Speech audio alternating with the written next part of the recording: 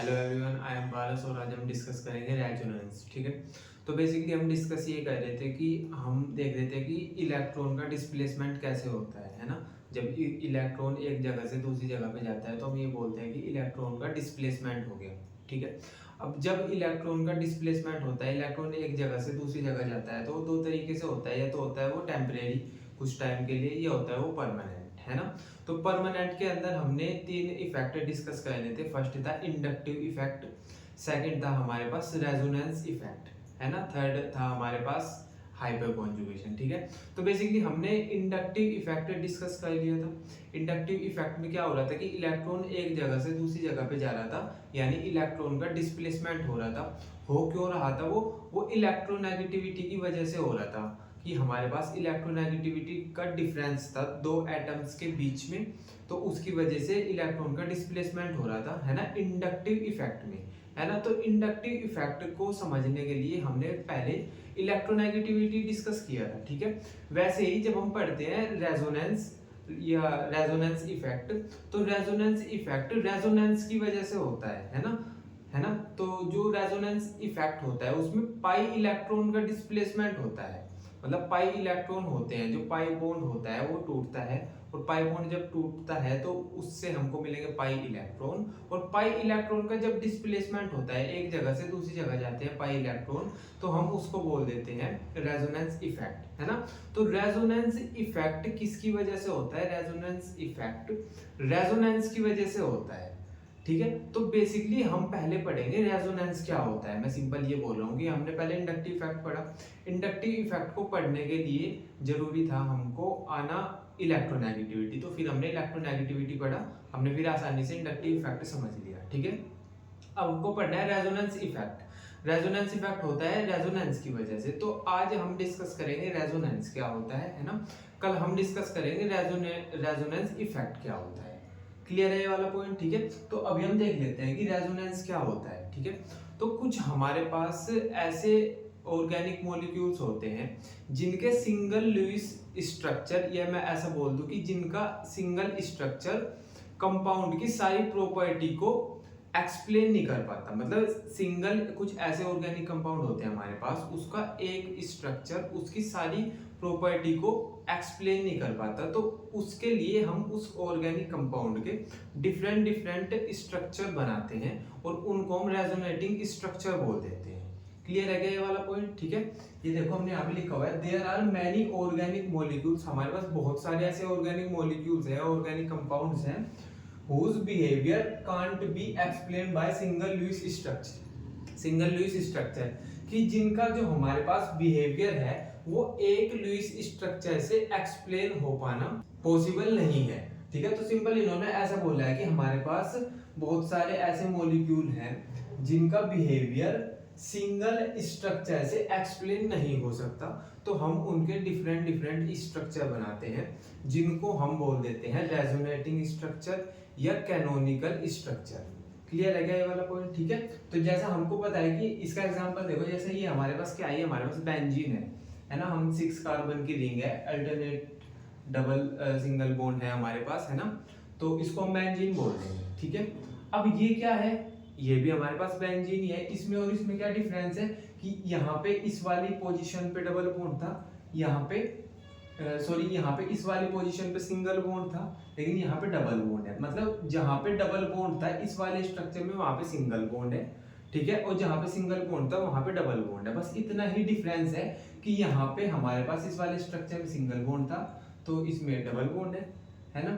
यहाँ पे double bond था तो यहाँ पे सिंगल बॉन्ड है। तो हम इन दोनों स्ट्रक्चर को, सेम स्ट्रक्चर तो है नहीं है, लेकिन हम इसको भी बेंजीन ही बोलते हैं, इसको भी बेंजीन ही बोलते हैं। ठीक है, तो हम इसको ये बोल देते हैं कि ये दोनों रेजोनेटिंग स्ट्रक्चर है। क्लियर है क्या ये वाला पॉइंट? ठीक है, तो इनको हम बोल देंगे ये रेजोनेटिंग स्ट्रक्चर है। तो बेसिकली रेजोनेटिंग स्ट्रक्चर क्या होते हैं? ये हाइपोथेटिकल स्ट्रक्चर होते हैं। ये हाइपोथेटिकल स्ट्रक्चर होते हैं जिनकी हेल्प से हम ऑर्गेनिक कंपाउंड की जो प्रॉपर्टी होती है उनको हम एक्सप्लेन करते हैं। ठीक है, तो बेसिकली आपको इतना याद रखना है कि जो हमारे पास रेजोनेंस होता है, रेजोनेंस के अंदर हमारे पास कोई ऐसा ऑर्गेनिक कंपाउंड या ऑर्गेनिक मॉलिक्यूल होता है जिसमें जो उसका सिंगल लुईस स्ट्रक्चर है वो उसकी सारी प्रॉपर्टी एक्सप्लेन नहीं कर पाता, तो हम उसके डिफरेंट डिफरेंट स्ट्रक्चर बनाते हैं जिनको हम रेजोनेटिंग स्ट्रक्चर बोल देते हैं। क्लियर है क्या ये वाला पॉइंट, है ना। तो जो रेजोनेटिंग स्ट्रक्चर होते हैं ये हाइपोथेटिकल स्ट्रक्चर होते हैं, है ना, ये हाइपोथेटिकल स्ट्रक्चर होते हैं। अभी देख लेते हैं। तो ये तो समझ आ गया कि ये दोनों रेजोनेटिंग स्ट्रक्चर है, ठीक है। अब ये वाला पॉइंट देखो, there are hypothetical structure of benzene, these type of structure are called resonating structure, canonical structure और contributing structure। तो इन्हीं को हम resonating structure भी बोल रहे हैं, इन्हीं को हम canonical structure भी बोल रहे हैं और इन्हीं को हम contributing structure भी बोल रहे हैं, ठीक है। तो इन्होंने ऐसा बोला कि ये hypothetical structure है ना, hypothetical structure है।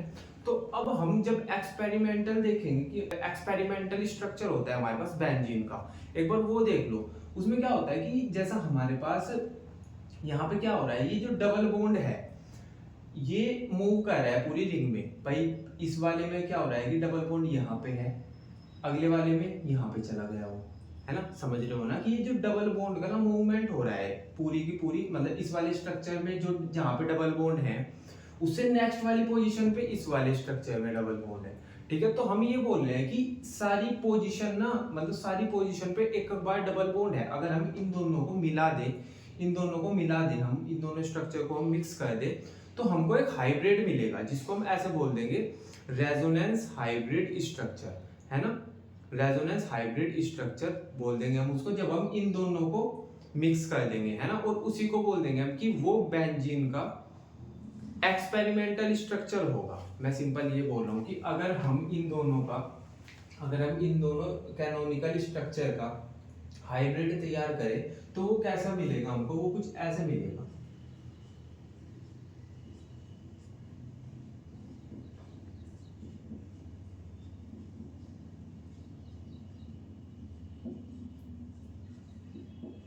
देखो यहाँ पे इस वाले स्ट्रक्चर में यहाँ पे डबल बॉन्ड है ना, और इससे नेक्स्ट वाली पोजीशन पे अगले वाले स्ट्रक्चर पे बॉन्ड है, सॉरी मतलब अगले वाले स्ट्रक्चर में इससे नेक्स्ट वाली पोजीशन पे बॉन्ड है, ठीक है। इस वाले स्ट्रक्चर में तीसरे वाली पोजीशन पे भी बॉन्ड है। तो मैं ये बोल रहा हूँ कि कम अगर हम इन दोनों को स्ट्रक्चर को मिक्स कर दे तो पूरी कंप्लीट रिंग में हमको डबल बॉन्ड मिलेगा।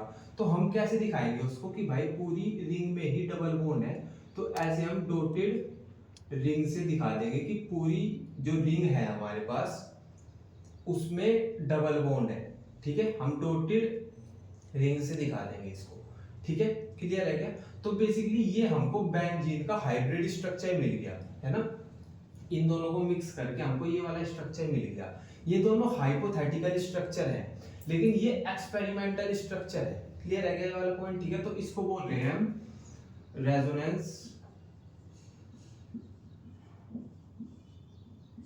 Hybrid structure.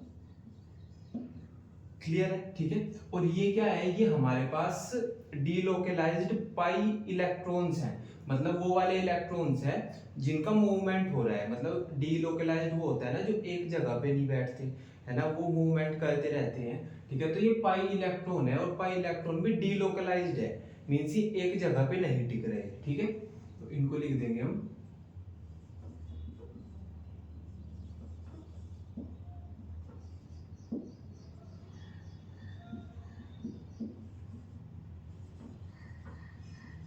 ये है डीलोकलाइज्ड पाई इलेक्ट्रॉन, ठीक है।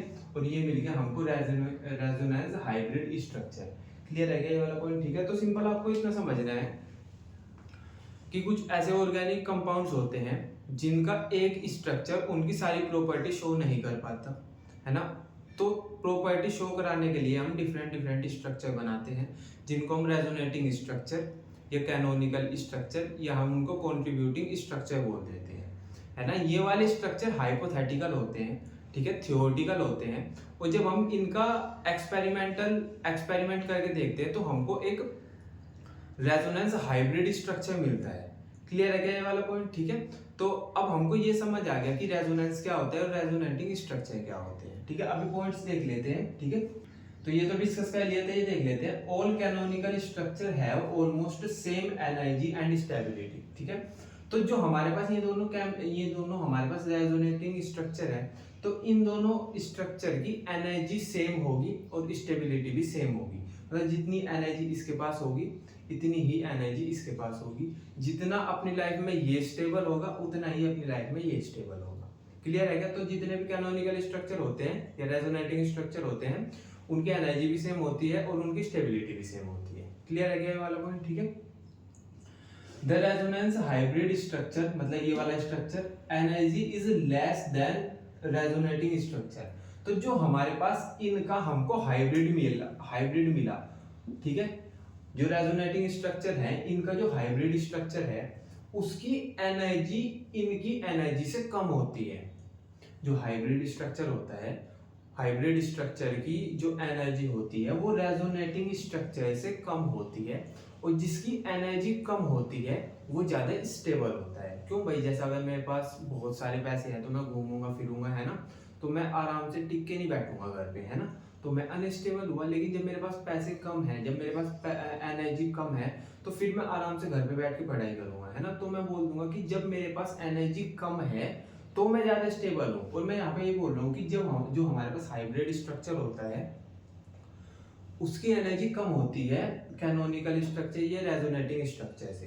तो जब इसकी एनर्जी कम है तो ये ज्यादा स्टेबल होगा, है ना। तो यही हमने यहाँ पे लिखा हुआ है कि the resonance hybrid structure energy is less than resonating structure. तो हाइब्रिड स्ट्रक्चर की एनर्जी रेजोनेटिंग स्ट्रक्चर से कम होती है। क्लियर है क्या ये वाला पॉइंट? ठीक है, ठीक है।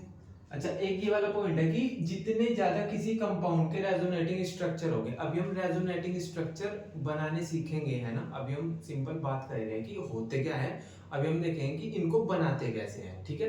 तो ये ऐसा बोलते हैं कि जितने किसी कंपाउंड के रेजोनेटिंग स्ट्रक्चर होते हैं, भाई जैसा अगर मैं बोल रहा हूँ कि किसी कंपाउंड के तो 2 रेजोनेटिंग स्ट्रक्चर है, किसी के 4 है, किसी के 6 भी हो सकते हैं, है ना।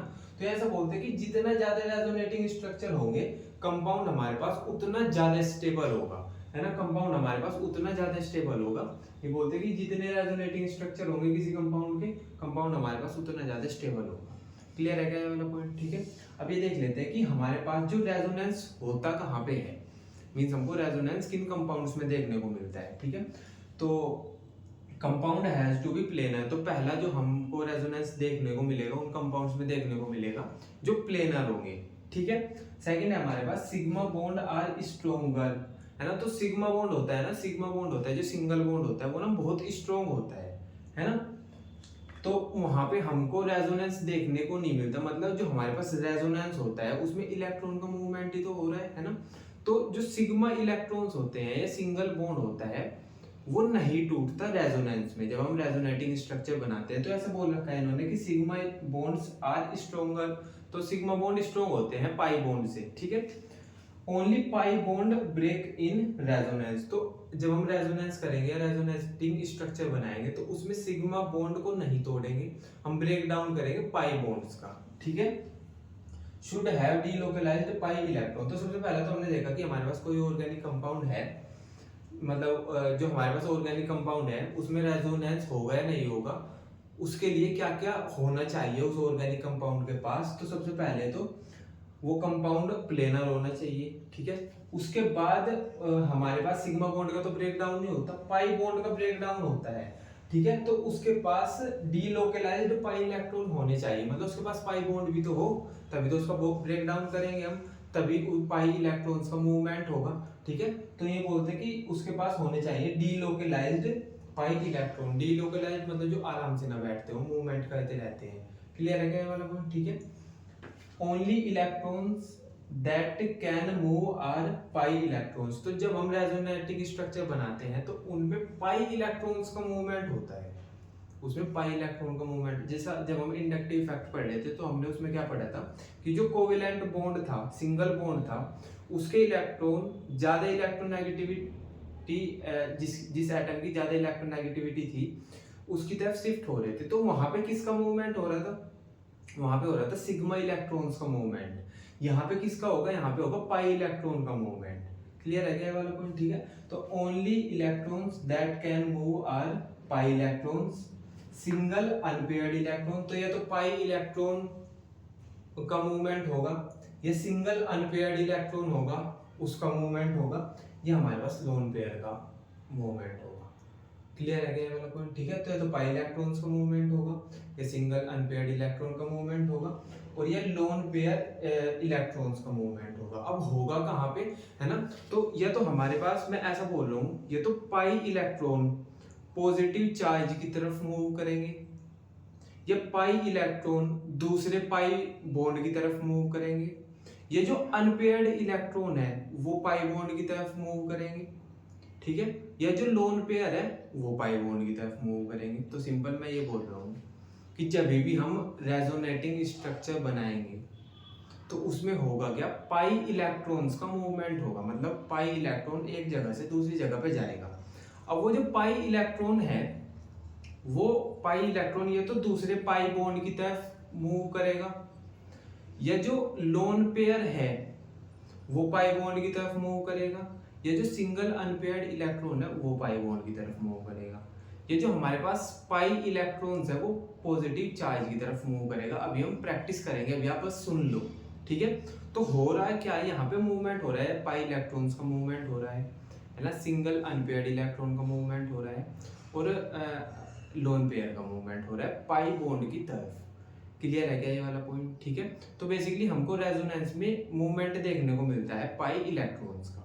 ठीक है, तो अभी प्रैक्टिस कर लेते हैं। तो ये वाला क्वेश्चन देख लेते हैं। इसमें हमको क्या कहना है कि हमारे पास एक ये ऑर्गेनिक कंपाउंड है, इसका हमको रेजोनेटिंग स्ट्रक्चर बनाने हैं। ठीक है, तो रेजोनेटिंग स्ट्रक्चर में हम क्या कहते हैं, हम पाई बॉन्ड को मूव कहते हैं पॉजिटिव चार्ज की तरफ, है ना। ये पाई बॉन्ड को का मूवमेंट कराते हैं हम पाई बॉन्ड की तरफ, है ना। तो यहाँ पे हम पाई बॉन्ड का जो मूवमेंट है वो पॉजिटिव चार्ज की तरफ कराएंगे। ठीक है, तो देख लेते हैं कैसे होगा। तो हमारे पास पाई बॉन्ड ये है, ठीक है, और एक पाई बॉन्ड ये है, तो ये पास में है पॉजिटिव चार्ज के, तो पहले इसका मूवमेंट कराएंगे पॉजिटिव चार्ज की तरफ। ठीक है, तो हम क्या करेंगे कि इस बॉन्ड का ब्रेक डाउन करेंगे, मतलब ये जो हमारे पास पाई बॉन्ड है, क्योंकि हमने पढ़ा है कि पाई बॉन्ड में मतलब पाई इलेक्ट्रॉन का ही मूवमेंट होता है, तो हम इस बॉन्ड को ब्रेक डाउन करेंगे। ये जो डबल बॉन्ड है दूसरे वाला है ना, इसको ब्रेक डाउन करेंगे, यहाँ से हमको पाई इलेक्ट्रॉन मिलेंगे और हम पाई इलेक्ट्रॉन का मूवमेंट करा देंगे कुछ ऐसे। ठीक है, तो जब हम पाई बॉन्ड का मूवमेंट कराएंगे पॉजिटिव चार्ज की तरफ, है ना, तो पाई इलेक्ट्रॉन इसके पास आ जाएंगे, है ना। तो ये हमारे पास इसके पास यहाँ पे पाई इलेक्ट्रॉन आ गए, भाई ये बॉन्ड टूट गया और इसके पास यहाँ पे पाई इलेक्ट्रॉन आ गए। ठीक है, इसके पास पाई इलेक्ट्रॉन आ जाएंगे, है ना। अब जब इसके पास इलेक्ट्रॉन आ जाएंगे तो जो इलेक्ट्रॉन जो दूसरे के शेयरिंग के इलेक्ट्रॉन को ले लेता है वो क्या हो जाता है, मतलब वो नेगेटिव हो जाता है, वो नेगेटिव बंदा हो जाता है, उसके पास नेगेटिव चार्ज आ जाता है। ये हमने पढ़ा है पहली वीडियोस में, है ना। और जिसके पास कुछ नहीं आता उसको हम पॉजिटिव बंदा बोल देते हैं, उसके पास पॉजिटिव चार्ज आ जाता है। ठीक है, तो जब हम पाई बॉन्ड का ब्रेक डाउन कुछ इस तरीके से कराएंगे तो हमको क्या मिलेगा वो देख लो एक बार। तो हमको मिलेगा कुछ ऐसा, भाई CH2 है, डबल बॉन्ड CH, ठीक है, सिंगल बॉन्ड CH, फिर ये सिंगल बॉन्ड है, डबल बॉन्ड तो टूट गया। अब जब ये बॉन्ड टूटा तो हमारे पास इसके पास इसको इस वाले कार्बन को दोनों इलेक्ट्रॉन मिल गए, है ना। इसको दोनों इलेक्ट्रॉन मिल गए तो मिले हुए दिखा दो, ऐसे मिल गए। ठीक है, ये बॉन्ड टूटा, इसको दोनों इलेक्ट्रॉन मिल गए। ठीक है, अब दोनों इलेक्ट्रॉन इसके पास आ गए तो ये हो गया नेगेटिव। ठीक है, इसको कुछ नहीं मिला तो ये हो गया पॉजिटिव।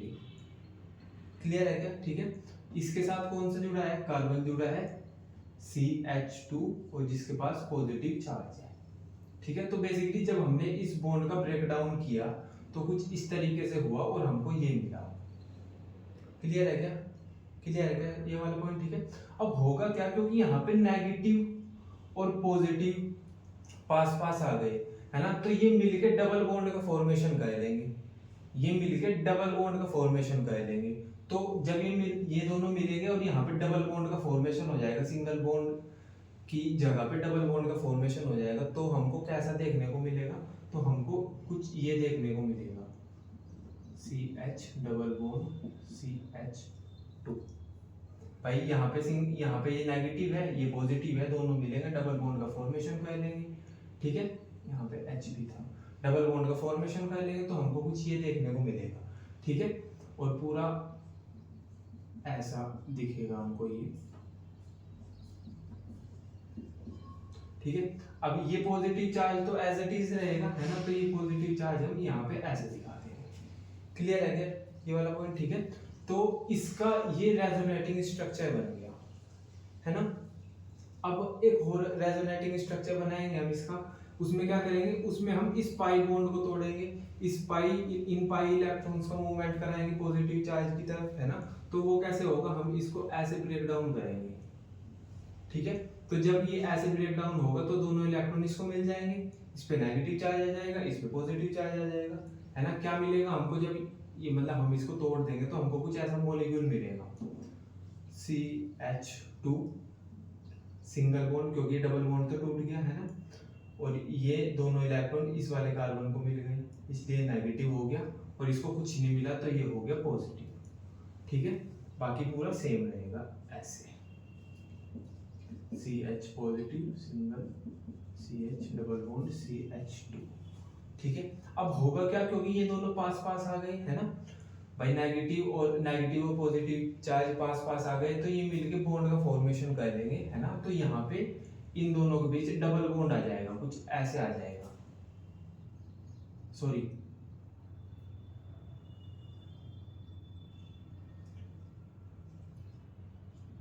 ठीक है। तो अब होगा क्या कि ये नेगेटिव चार्ज है और ये पॉजिटिव चार्ज है ना। तो दोनों मिलकर डबल बॉन्ड का फॉर्मेशन कर लेंगे। तो ये जो कार्बन है, इस कार्बन और इस कार्बन के बीच में सिंगल बॉन्ड की जगह डबल बॉन्ड का फॉर्मेशन हो जाएगा। कैसा दिखेगा हमको कुछ ऐसा दिखेगा, CH2 single bond, CH double bond, CH single bond, CH double bond, CH2, और ये पॉजिटिव ऐसा का ऐसे ही रहेगा, ठीक है भाई। ये और ये मिलके इन्होंने डबल बॉन्ड का फॉर्मेशन कर लिया, तो हमको कुछ ऐसा देखने को मिला, ठीक है भाई। इसका नेगेटिव इसका पॉजिटिव मिले, डबल बॉन्ड का फॉर्मेशन हो गया, ठीक है। और ये पॉजिटिव हमारे पास इस वाले कार्बन पे एज इट इज रह गया, क्लियर है गया ये वाला पॉइंट, ठीक है। तो बेसिकली हमारे पास इस ऑर्गेनिक कंपाउंड के 3 रेजोनेटिंग स्ट्रक्चर बना लिए हमने, मतलब इस वाले कंपाउंड के 3 रेजोनेटिंग स्ट्रक्चर हो गए, है ना। ये तीनों के तीनों हमारे पास रेजोनेटिंग स्ट्रक्चर है, क्लियर है क्या ये वाला पॉइंट। तो ये वाला क्वेश्चन देख लेते हैं। हमारे पास ये ऑर्गेनिक कंपाउंड है, इसका आपको रेजोनेटिंग स्ट्रक्चर बनाने हैं, है ना। तो देख लेते हैं हम क्या कहते हैं, जब रेजोनेटिंग स्ट्रक्चर बनाते हैं तो हम पाई बॉन्ड को, है ना, पाई इलेक्ट्रॉन्स का मूवमेंट कराते हैं पॉजिटिव चार्ज की तरफ, ठीक है। तो ये हमारे पास पाई बॉन्ड है इस वाले और इस वाले कार्बन के बीच, है ना। तो हम क्या करेंगे, इसको तोड़ेंगे कुछ इस तरीके से, इसका ब्रेक डाउन करेंगे ऐसे, ठीक है। तो जब हम इसका पाई बॉन्ड को ब्रेक डाउन करेंगे तो ये दोनों जो पाई इलेक्ट्रॉन्स हैं ये इस वाले कार्बन को मिल जाएंगे, है ना। जब ये दोनों इलेक्ट्रॉन इस वाले कार्बन को मिल जाएंगे तो ये नेगेटिव हो जाएगा, है ना, और ये वाला कार्बन हो जाएगा पॉजिटिव, ठीक है। तो देख लेते हैं, हमको कुछ ऐसा मिलेगा भाई, दोनों इलेक्ट्रॉन इस वाले को मिल गए, ये नेगेटिव हो गया, ये हो गया हमारे पास पॉजिटिव, ठीक है। इस वाले से एक हाइड्रोजन अटैच था और यहाँ से 2 हाइड्रोजन अटैच थे, ठीक है।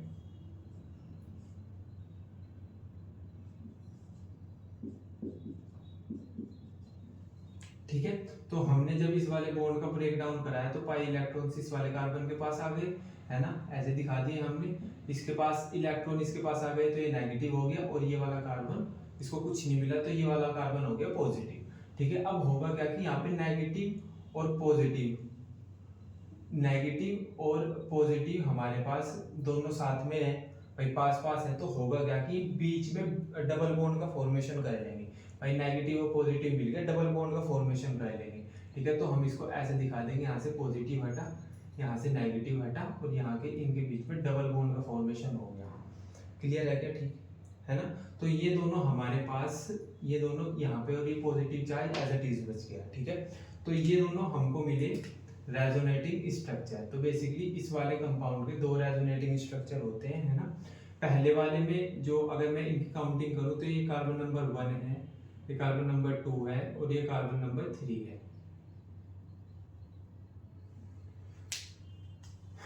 ये कार्बन नंबर 1 है, ये 2 है, और ये 3 है। पहले वाले स्ट्रक्चर में क्या था कि कार्बन नंबर 1 और 2 के बीच में डबल बॉन्ड था, लेकिन यहाँ पे कार्बन नंबर 1 और 2 के बीच में सिंगल बॉन्ड है। यहाँ पे कार्बन 2 और कार्बन नंबर 3 के बीच में सिंगल बॉन्ड था, यहाँ पे कार्बन नंबर 2 और 3 के बीच में डबल बॉन्ड है। तो बेसिकली हो क्या रहा है कि पहले तो डबल बॉन्ड था कार्बन नंबर 1 और 2 के बीच में, अब डबल बॉन्ड आ गया 2 और 3 के बीच में। तो ये दोनों एक दूसरे के रेजोनेटिंग स्ट्रक्चर है, या हम इनको कैनोनिकल स्ट्रक्चर बोलते हैं, ठीक है। अब अगर मैं आपको ये बोल दूं कि इनका हाइब्रिड स्ट्रक्चर बना दूं, तो कैसे बनाओगे? तो आप बोलोगे कि भैया एक बार तो डबल बॉन्ड कार्बन नंबर 1 और 2 के बीच था, दूसरे में 2 और 3 के बीच है, तो हम कार्बन नंबर 1 के बीच भी डबल बॉन्ड बना दे डॉटेड, और कार्बन नंबर 2 और 3 के बीच भी, मतलब हम कुछ ऐसे बना देंगे इसको, जैसे ये कार्बन है, सिर्फ 2 हाइड्रोजन जुड़ी है, ठीक है। ये दूसरा कार्बन है,